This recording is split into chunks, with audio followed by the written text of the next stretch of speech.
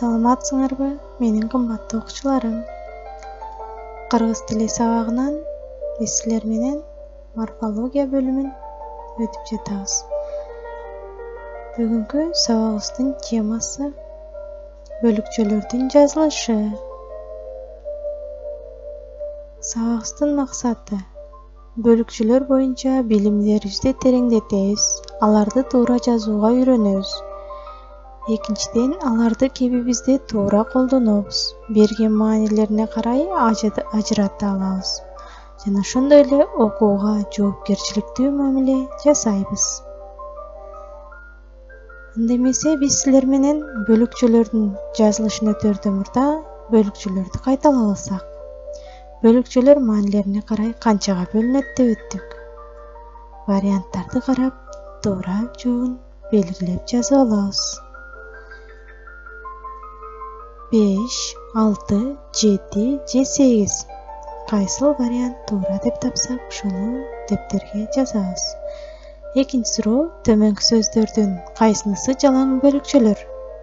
Го, эле, бирок, же эң, өтө, абдан, же. В варианты эң, өтө, накта. Г варианты дал, да, эле, менен. Үчүнчү суроо, чектегич бөлүкчөнү атап бергиле. Оба, гана, өтө, деле. Кайсыл сөз чектегич бөлүкчө?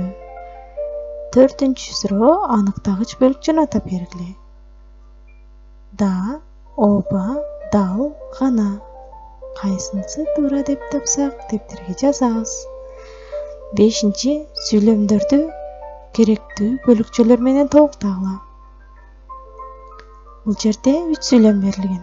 Бул 3 сүйлөмдүн айрым жерлеринде көп чекиттер турат. Мына ошол көп чекиттин ордуна колдонулуучу сөздөр го, деле, аябай.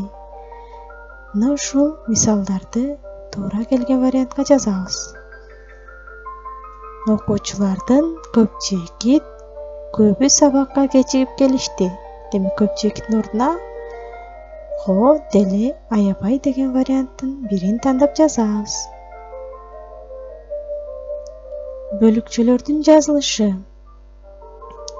Чектегич бөлүкчөлөр кандай жазылат? Эле деген сөз дайыма эле чектегич бөлүкчөнүн маанисинде колдонула бербейт. Көмөкчү этиштик мааниде да колдонула берет. Мисалы, танабай өргө чыккыча чыдабай кетер эле. Мен бала чактан бери билген эки чоң терек болор эле. Гана деген чектегич бөлүкчө сүйлөм ичинде бир сөзгө кошумча маани берип, өзүнөн мурун, кийин тыныш белгиси коюлбайт. Мисалы, мага таарынып жүргөн жоксуңбу? Деди чоро акырын гана. Же болбосо, мен аз гана адам менен достошом, бирок достукту бекем сактайм, деп Карл Маркс мисалын алып карасак болот сөзүн. Демек, бул жерде чектегич бөлүкчөнү жазууда кандай эрежелерди колдонорубузду сүйлөмдөгү мисалдар менен эсиңерге сактап алгыла. Күчөткүч бөлүкчөлөр эң, өтө, абдан, аябай, өңчөй, жалаң, чылгый, түк, такыр, тимеле, шумдук. Булар сөз менен айкалышат да, эч кандай тыныш белгиси жок жазылат. Мисал үчүн, Бектур өтө акылдуу, жөнөкөй жигит. Кийимдин эң кымбатын эмес, эң жөнөкөй, жарашыктуусун тандоо керек.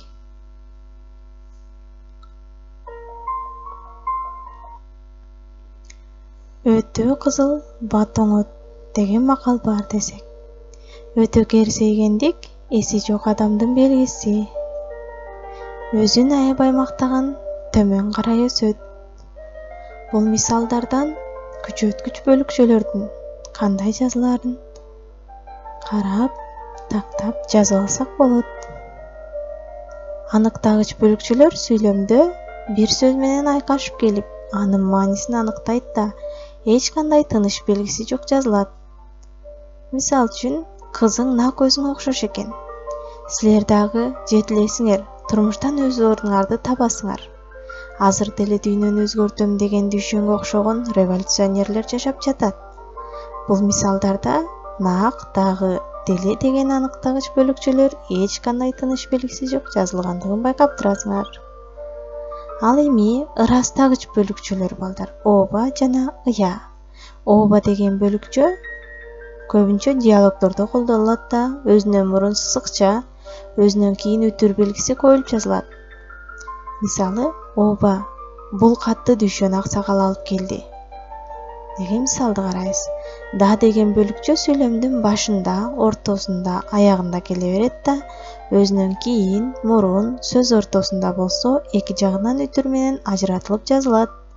Мисалы, да, угуп жатам, сүйлөңүз. Бул жолдор биздин өткөндөрүбүздү эске салат да. Деген мисалдарды карап жазып алабыз. Ал эми таңгыч бөлүкчөлөр эч, турсун, турмак, түгүл, тургай, түгүлдүк, такыр деген сөздөр. Бул бөлүкчөлөр сүйлөмдө бир сөз менен айкашып келип, айкашып келишет дайыма. Мисалы үчүн, мен мындайды эч күткөн эмесмин. Бул ишти сен тургай мен да билбептирмин. Сүрөткө такыр түшпөптүрмүн. Түк кенебей отурганын карабайсыңбы? Деген мисалдарда кызыл менен белгиленген сөздөргө көңүл бурабыз. Сурама бөлүкчөлөр жана ыя. Чогулуш саат 6-га чейин бүтүп калат. Кечинде концертке келесиңби? Ыя. Эмне кечиктиң я? Сени көпкө күтүп калдык го. Демек, жана ыя деген сурама бөлүкчөлөрдө тыныш белгилерин байкайбыз. Сүйлөмдүн аягында келсе өзүнөн мурда, сүйлөмдүн ортосунда келсе эки жагынан үтүр белгиси менен жазылат экен. Ал эми божомолдогуч бөлүкчөлөр го бейм белем. Бул анын дайым айта жүргөн жомогу го. Кунандын оозун кергенбийм, Кудайым чындап бергенбийм. Манас эпосунан үзүндүн алып карай турган болсок, бул жерде